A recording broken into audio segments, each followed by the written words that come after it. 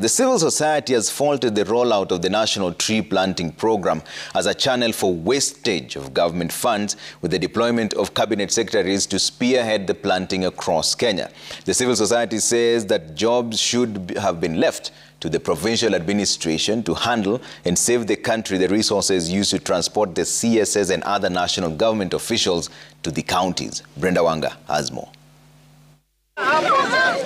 The inaugural National Tree Planting Drive saw cabinet secretaries dispatched to various counties across Kenya to take the lead in the ambitious plan to plant 150 million trees in just one day.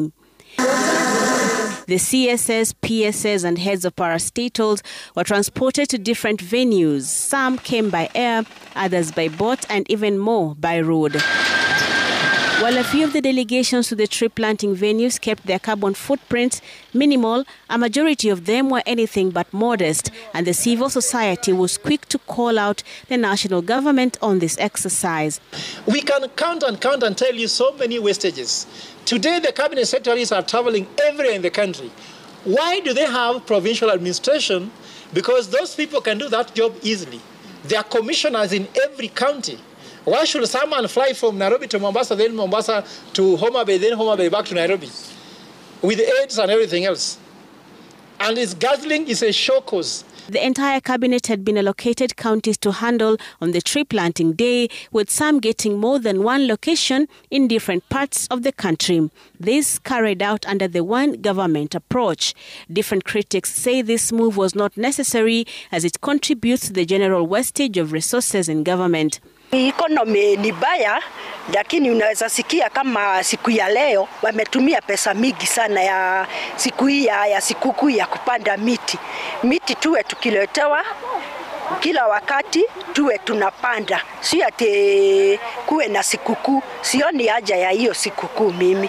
It cost Kenyans 1,620 vehicles, guzzlers, to transport the government. 1,620 vehicles, service per month is 300,000 at Water Kenya.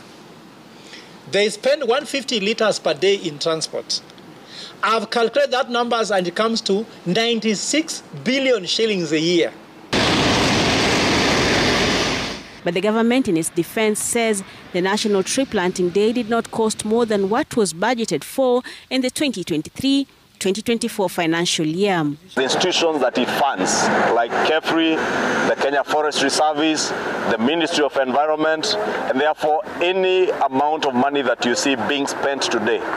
For instance, the trees that we got here, other than support from corporate organizations that have supported us with trees, we have trees that we have gotten from the Kenya Forestry Service, trees we have gotten from CAFRI, that is a state agency, and therefore the budget being utilized are budgets that are already appropriated by the National Assembly for use in such work. And therefore there is no new budget, as people may want to imagine, that is being brought in on money being raised to plant these trees. The government says it will plant 500 million trees by the end of this rainy season and 15 billion trees by 2032. Brenda Wanga, Citizen TV, Nairobi.